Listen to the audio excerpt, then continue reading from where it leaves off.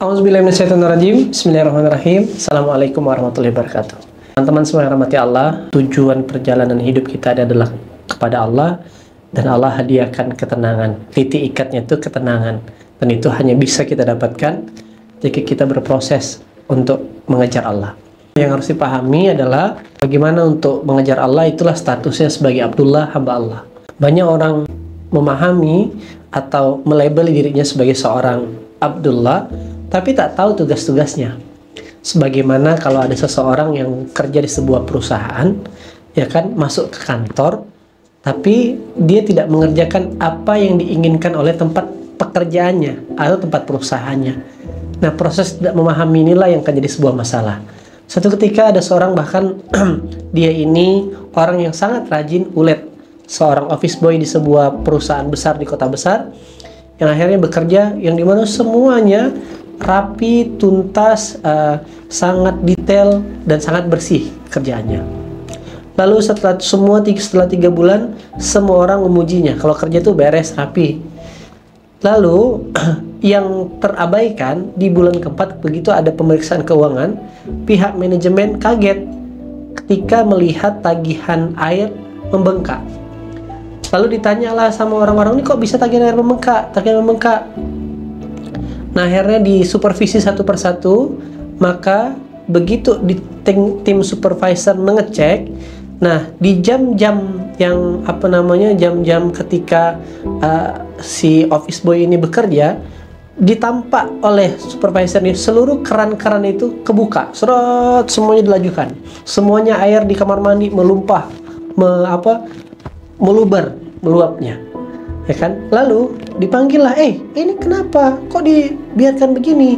Lah Pak, kalau di kampung saya Pak, kata si office boy ini, just kalau di kampung saya itu tugas saya memang membukakan keran air dan dibiarkan sehingga mengalir ke warga, itu membuat warga senang, makanya saya buka. Astagfirullahaladzim, tepuk jidat si supervisornya. Nah, ternyata si office boy ini memperlakukan bagaimana mata air yang mengalir di kampungnya itu sama seperti di kantor. Kalau di kampung iyalah dibuka, kalau ditutup justru kena gebukin warga. Sebaliknya kalau di kota, di kantor, semuanya ada argonya, ada hitung-hitungannya. Dia pikir sama kayak di kampung. Nah, lahirnya gara-gara kejadian ini beliau justru diminta pertanggungjawaban, justru dikasih teguran. Nah, apa hikmah dari kisah ini? Inilah ketidakpahaman dalam sebuah aturan permainan. Dunia ini adalah permainan dan senda gurau belaka. Nah, maka tugasnya supaya bisa memenangkan permainan adalah memahami aturan permainan itu. Nah, itu kenapa orang-orang yang memahami permainan, dia akan mendapatkan kemenangan-kemenangan. Bahkan untuk membuat sebuah racikan permainan ini, ya kan, orang yang didelegasikan oleh sang pembuat permainan atau Allah Rabbul Alamin, yang didelegasikan yaitu Rasulullah SAW, harus menjemput permainan ini, harus mengumpulkan peta permainan ini dengan segenap perjuangan, dengan tumpah darah, tetesan air mata, hinaan, celaan, cacian, makian, perperangan dan sebagainya. Berarti ini bukan permainan yang biasa-biasa, kawan-kawan. Ini permainan yang sangat luar biasa, sangat seru dan sangat menegangkan, penuh tantangan dan tentunya penuh hadiah kejutan. Karena hadiah dari permainan ini adalah surga, jannahnya Allah. Nah, maka sebagai peserta permainan, langkah utama yang harus dilakukan adalah memahami dulu peta permainannya, frame permainan ini, biar tidak salah mengambil keputusan-keputusan. Itu kenapa akhirnya kesimpulannya sederhananya adalah aturannya gampang. Setiap orang itu kalau ikuti aturan permainan, dia dapat hadiah. Kan fitrahnya manusia itu kaya dan cukup.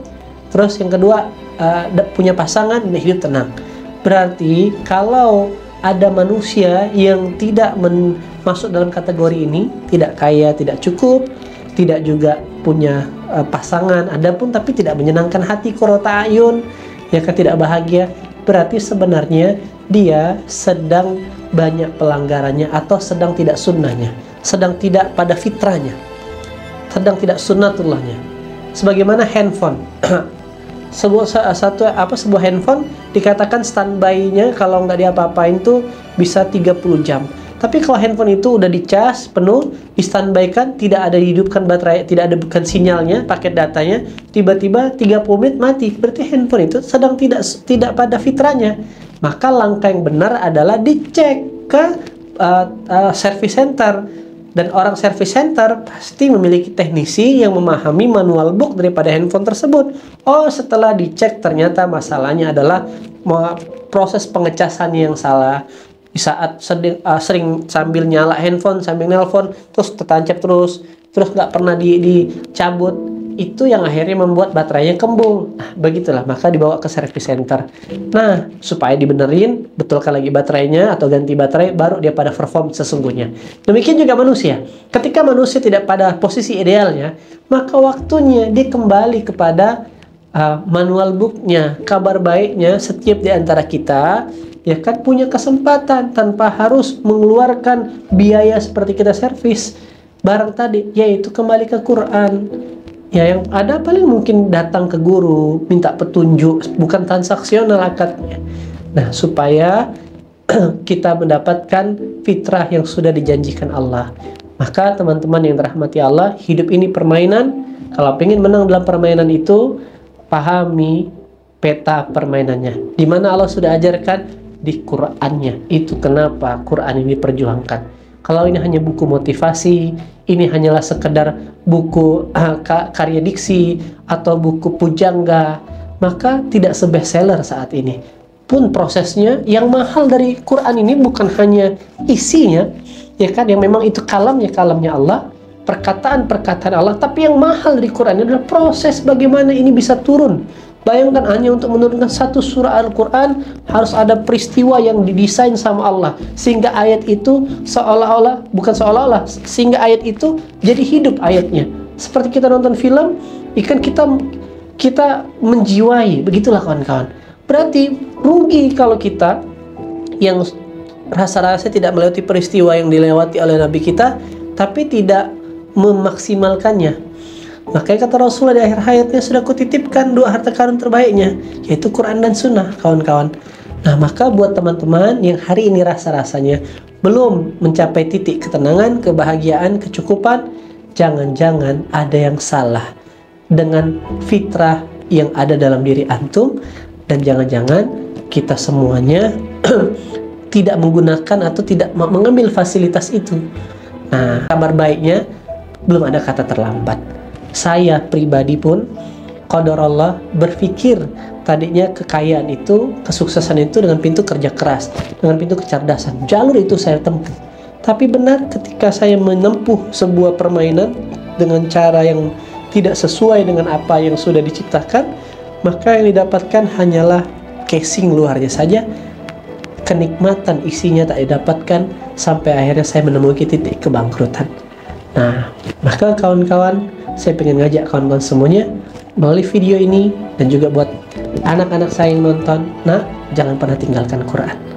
Nah, saya baru back to Quran di usia 28 tahun. Di usia 20 tahun mencita-citakan, bermimpi jadi orang sukses, bermimpi umur 40 tahun sudah tidak ada hubungannya, tidak dipusingkan lagi dengan masalah keuangan.